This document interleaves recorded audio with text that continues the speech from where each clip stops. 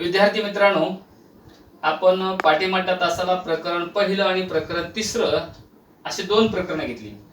दुसरं प्रकरण आपण ठेवलं होतं, पण आता दुसऱ्या प्रकरणाचा आज आपण अभ्यास करणार आहोत.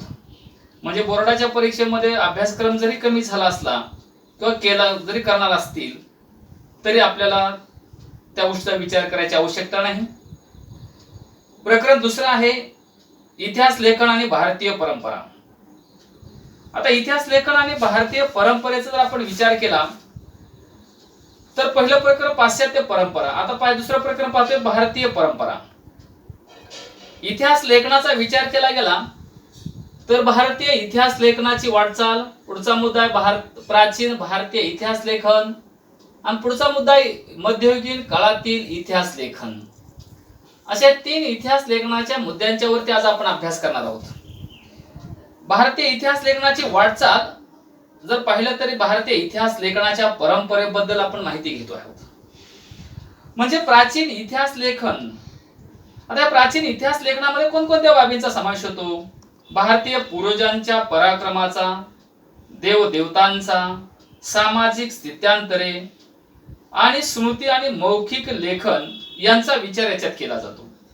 बघा, लक्षात घ्या, पूर्वजांच्या पराक्रमाचा इतिहास म्हणजे आमच्या शिवाजी महाराजांचा इतिहास असेल, माझ्या आजोबा पंजोबांचा इतिहास असेल किंवा अन्य लोकांचा इतिहास असेल, हा याच्या पूर्वजांच्या पराक्रमाचा इतिहास आपण पाहतो. देव देवतांच्या परंपरा, सामाजिक स्थित्यांतरे म्हणजे बदल काय झाला, आणि मौखिक परंपरेचा इतिहास त्याच्यामध्ये झाला पाहायला मिळतो.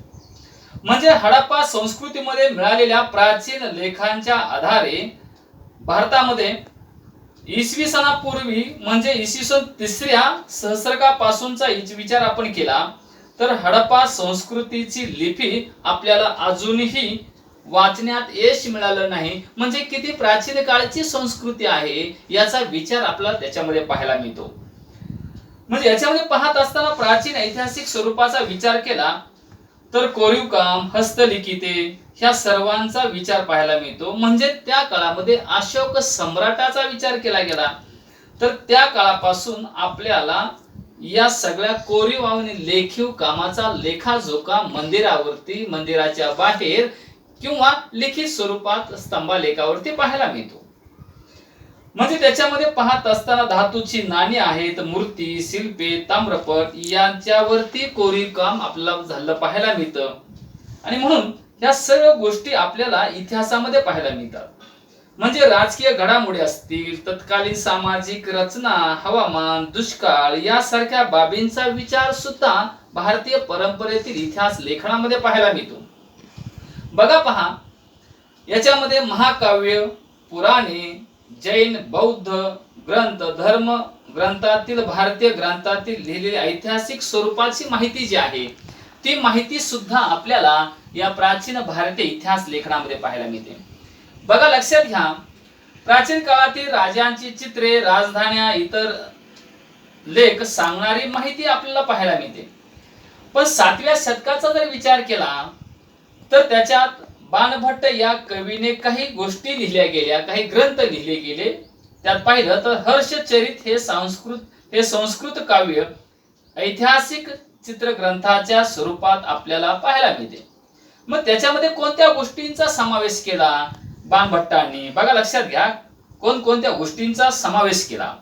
सामाजिक, आर्थिक, राजकीय, धार्मिक, सांस्कृतिक जीवनांचं वास्तववादी चित्रण या बाणभट्टाने केलं गेलं. म्हणजे पाहत असताना हर्षचरित या संस्कृत काव्यामध्ये या 5 ते 6 गोष्टींचा समावेश केला.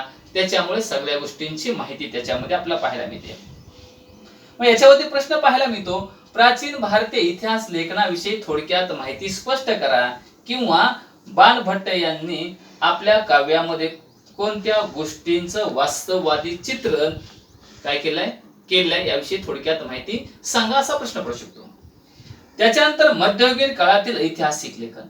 आता मध्ययुगीन काळातील ऐतिहासिक लेखनाचा विचार केला गेला तर याच्यामध्ये अनेक ग्रंथाची रचना झाली, उल्लेखनीय बाबींचा विचार करण्यात आला. त्याच्यानंतर जियाउद्दीन बरीन सारख्या इतिहास लेखकाचा सुद्धा त्याच्यात विचार केला गेला. एवढंच नाही तर पहा, मोहम्मद मुघल बादशाह जो आहे त्या मुघल बादशाहचा जे इतिहास लेखनाची स्थापना केली गेली त्याच्यामध्ये बाबर हा संस्थापक मुघल साम्राज्याचा आहे त्याचा सुद्धा इतिहास या मध्ययुगीन काळातील इतिहास लेखनामध्ये केला जातो. 12व्या शतकामध्ये पाहत असताना कलहन यांनी लिहिलेली राजत रंगिणी हा काश्मीरच्या इतिहासावर एक ग्रंथ आहे. तो अतिशय शास्त्रशुद्ध पद्धतीने आहे, शास्त्रशुद्ध पद्धतीचा आहे. कसा असावा तो ग्रंथ, त्याच्यामध्ये काय असावं बघा. त्याच्यामध्ये कोरीव लेख आहेत, नाणी, प्राचीन वास्तूचे अवशेष, राजकुलांच्या अधिकृत नोंदी, या सगळ्या गोष्टी याच्यामध्ये राजत रंगिणी या ग्रंथामध्ये लिहिलेल्या आहेत. त्याच्यावरून सगळी कल्पना आपल्याला पाहायला मिळते. म्हणून कलाळांचं नाव इतिहासामध्ये प्रसिद्ध आहे, कारण ग्रंथ त्यांनी अतिशय शास्त्रशुद्ध पद्धतीनं रचलेला पाहायला मिळतो. त्याच्यामध्ये पाहत असताना मध्ययुगीन भारतामध्ये मुस्लिम राज्यकर्त्यांनी सुद्धा एक महत्वाचा पांडा पाडला. तो पांडा असा पाडला की पाहत असताना की आपल्या दरबारामध्ये इतिहास लेखन करणारा एखादा इतिहासकार असणं अतिशय गरजेचं आहे असं त्यांनी सांगितलं. आणि त्याच्यामध्ये त्या इतिहास लेखनावरती अरब आणि फारसी इतिहास लेखनांचा प्रभाव अतिशय जास्त पडलेला आपल्याला पाहायला मिळतो. कारण मुस्लिम इतिहासकारांचा विचार केला तर जियाउद्दीन बरीन हा इतिहासकार अतिशय महत्वाचा इतिहासकार होता आणि त्यांनी तुझकी तारीख ई फिरोजशाही हा नावाचा ग्रंथ लिहिला. आणि त्याच्यानंतर पाहत असताना त्या ग्रंथामध्ये कल्याणकारी राज्य कसं असावं, प्रजा कशी असावी, प्रजेसाठी काय करावं, प्रजा सुखी कशी राहील या ग्रंथात त्यांनी त्याच्यामध्ये लिहिलं गेलं. आणि म्हणून पाहत असताना कल्याणकारी धोरणाचे वर्णन करून हे संपत नाही, कारण त्याच्यामध्ये अनेक गोष्टींचा उहापोह झाला पाहायला मिळतो. विद्वान व्यक्ती असतील, अभ्यासक असतील, साहित्य असतील, संत असतील, सांस्कृतिक जीवनावर आधारित प्रभावकारी गोष्टी असतील, या सर्वांचा विचार केला. आणि एवढंच नाही तर मुघल बादशाहचा विचार केला. त्याच्या दरबारी इतिहास लेखन करण्यासाठी अनेक लोक होते, इतिहासकार होते, पण राजांच्या वरती स्तुती सुमने उधळणारी सुद्धा लोक तिथे इतिहासकार होते. पण सर्व पैलूंचा विचार त्याच्यात केला गेला. पण मुघल साम्राज्याचा संस्थापक बाबर यांच्या आत्मचरित्राचा विचार केला तर तुझकी बाबरी या काव्यात त्यांनी आपल्या युद्धाचं वर्णन जे आहे ते युद्धाचं वर्णन त्याच्यामध्ये सर्वाधिक जास्त केलेलं पाहायला मिळतं. त्यांनी बारकाईनं अर्थव्यवस्था, रीतिरिवाज, वनस्पती सृष्टी आणि या सगळ्या गोष्टीचं निरीक्षण त्याच्यामध्ये केलं. आणि अकबरनामा हा जो ग्रंथ आहे त्या ग्रंथाला विशेष महत्व जे आहे ते महत्व मध्ययुगीन काळामध्ये आपल्याला पाहायला मिळतं. मग याच्यामध्ये पाहत असताना त्या काळात नवीनच एक गोष्ट उदयाला आली, बखर नावाची गोष्ट. आता बखर हा ऐतिहासिक आणि साहित्यातील एक महत्वाचा प्रकार आहे. आता ह्या बखरमध्ये काय की बखर कशासाठी आहे तर बखरेचा विचार केला तर शूरवीरांचं गुणगान गाणारा, ऐतिहासिक घडामोडी, लढाया, थोर पुरुषांची चरित्रे या सगळ्या गोष्टीचं लिखाण त्या बखरीमध्ये केलं, म्हणजे त्या ग्रंथामध्ये केलं. शूर पुरुष म्हणजे कर्तृत्ववान पुरुष, शूरवीरांचं कर्तृत्व, ऐतिहासिक घडामोडी आणि थोर पुरुषांचं चरित्र ज्याच्यात लिहिलं त्याला आपण बखर म्हणतो. म्हणजे एक पुस्तिका आहे, त्याच्यात सगळ्या याच लोकांचं वर्णन, त्या साम्राज्याचं वर्णन त्याच्यामध्ये केलं पाहायला मिळतं. मराठी भाषेतील विविध प्रकारच्या बखरी उपलब्ध आहेत. यातील महत्वाची बखर म्हणजे सभासदांची बखर. छत्रपती राजाराम महाराजांच्या कारकिर्दीत कृष्णाजी आनंद सभासद यांनी सदर बखर लिहिली. छत्रपती शिवाजी महाराजांच्या कारकिर्दीत सुद्धा त्यांनी महत्वाचं गोष्ट पाहायला मिळते. भाऊसाहेबांची बखर, या बखरीत पानिपतांच्या लढाईचे वर्णन केलं. याशिवाय आधारित पानिपतची बखर अशी स्वतंत्र बखर आहे. होळकरांची कैफियत या बखरीतून पाहायला मिळते. होळकरांच्या घराण्याचं आणि त्यांचं योगदान काय आहे याच्यामध्ये पाहायला मिळतं. बखरीचे चरित्रात्मक, वंशचरित्रात्मक, प्रसंग वर्णनात्मक आणि पंथीय, आत्मचरित्रापर, कैफियत, पौराणिक आणि राजनीतीपर अशा वेगवेगळ्या प्रकारच्या बखरी पाहायला मिळतात. आणि त्यांनी सगळ्या शूरवीरांची माहिती इतिहासामध्ये लिहिली आणि त्या बखरीच्या आधारावरती इतिहास आपल्याला पाहायला मिळतो. बाळांनो, हा सर्वाधिक जास्त महत्वाचा आहे.